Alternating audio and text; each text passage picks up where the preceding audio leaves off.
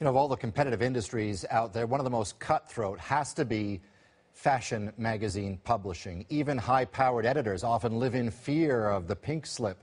So why would an anonymous worker at one of the most powerful companies in the fashion biz risk being fired just to air colleagues' dirty laundry on Twitter? Well, that's exactly what's happening online tonight, and it has Twitter abuzz.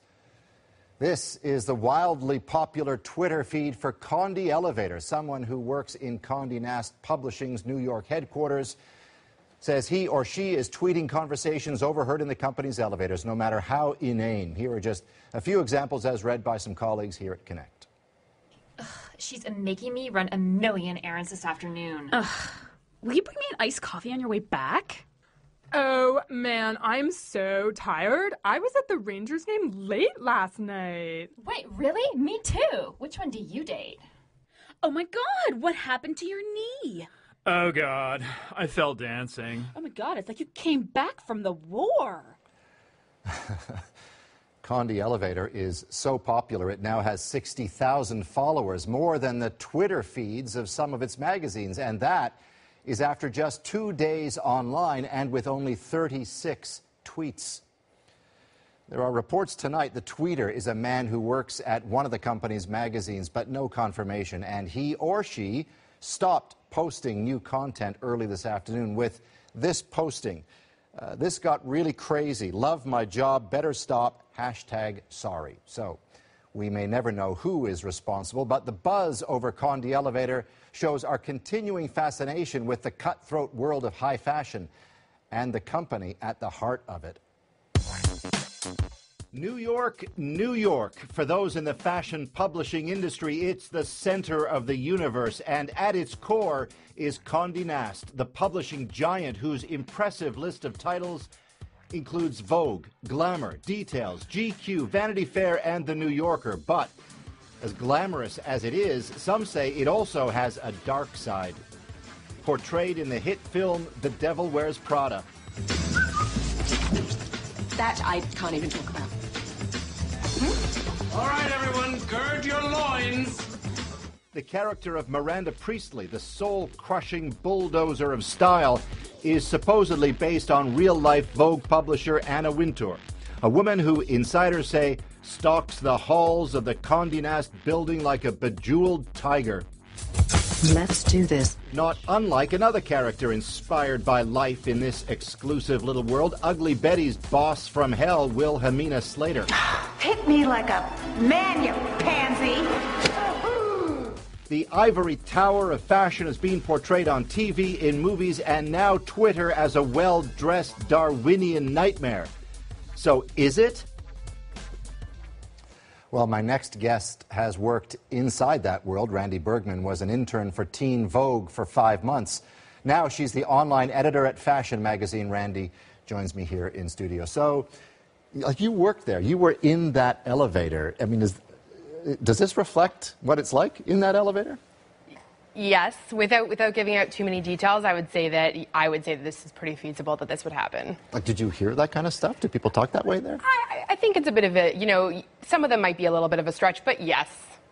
What did you hear? There was a lot of, there's a lot of kind of stress talk, a lot of exciting things going on. The world of Vogue and the world of Vanity Fair is very exciting all the time, and there's kind of a lot of interesting buzz that goes along with all those magazines. So think of, things that are going on every day, and that's kind of the talk of the elevator.